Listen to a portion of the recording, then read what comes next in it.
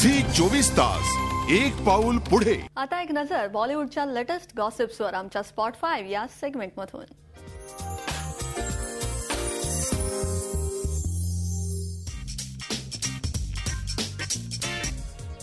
बॉलिवूडमधल्या खान मंडळींच्या मानधनाचा आकडा दिवसागणिक वाढतच जातो, हे तर आपल्याला माहितीच आहे। मग तो आमिर खान असो वा सलमान खान, आता मात्र डायरेक्टर्सच्या मानधनाचा आकडाही वाढताना दिसतोय।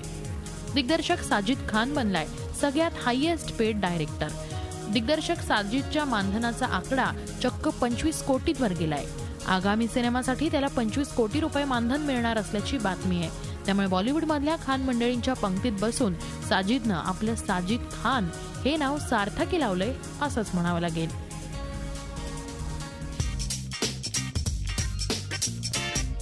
बॉलिवूडमध्ये तारे तारकांची समीकरणं सतत बदलताना आपण नेहमीच बघतो आणि आता हे समीकरण जुळून येतंय ते दीपिका पदुकोण आणि रणवीर सिंग यांचं। दीपिका आणि रणवीर रामलीला या संजय लीला भन्साळींच्या सिनेमासाठी एकत्र शूटिंग करतायत, त्यामुळे सध्या हे दोघं खास मित्र झालेत म्हणे। आता या खास मैत्री खातर हे दोघे नववर्षाच्या स्वागतासाठी एका लंच डेटवर गेल्याचं समजतंय। तेव्हा आता ही खास मैत्रीपर्यंतच राहते की थोडे दिवसांनी या दोघांना मेड फॉर इच अदरचा टॅग लागतोय, पाहूयात।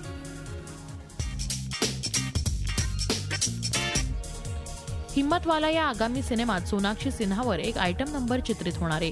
गोविंदा गाण्यापासून सोनाक्षीला लकी मॅस्कॉटचा टॅगच लागलाय जणू। जोकर वगळता तिनं काम केलेला प्रत्येक सिनेमा आजवर हिट झालाय, त्यामुळे तिचा एक आयटम नंबरही आपल्या सिनेमात असावा असा आग्रह खुद्द अजय देवगणनं केलाय। तेव्हा आता वाट पाहूयात सोनाक्षीच्या रेट्रो आयटम नंबरची।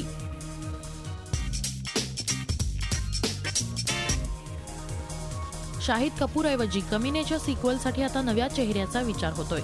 कमीनेनं शाहिद कपूरला वेगळी ओळख निर्माण करून दिली। आता मात्र विशाल भारद्वाज यांनी कमीनेच्या सिक्वलसाठी इम्रान खानचा विचार करायचं ठरवलंय।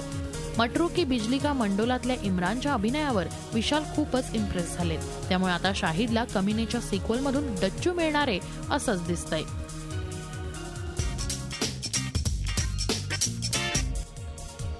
रितेश देशमुख आता लवकरच मराठी सिनेमात अभिनय करताना दिसणार आहे, ही बातमी सर्वात पहिले स्पॉटलाइटनं तुम्हाला दिली। आता रितेश सोबत कोणती मराठी अभिनेत्री झळकणार याचा शोध सुरू असतानाच सहजच पण जेनेलियाचं नाव समोर आलंय। या सिनेमासाठी जेनेलियाला मराठी शिकण्यावर मेहनत तर घ्यावी लागणारच आहे, शिवाय तेलुगू आणि हिंदी या दोन्ही सिनेमांमध्ये बिझी असणाऱ्या जेनेलियाला मराठी सिनेमासाठी वेळ काढायला लागणार आहे। त्यामुळे आता हे सगळं जुळून येतं का आणि रितेश जेनेलिया ही जोडी मराठी सिनेमात झळकेल का याची उत्तरं मिळण्यासाठी थोडा काळ वाट पाहावी लागणार आहे।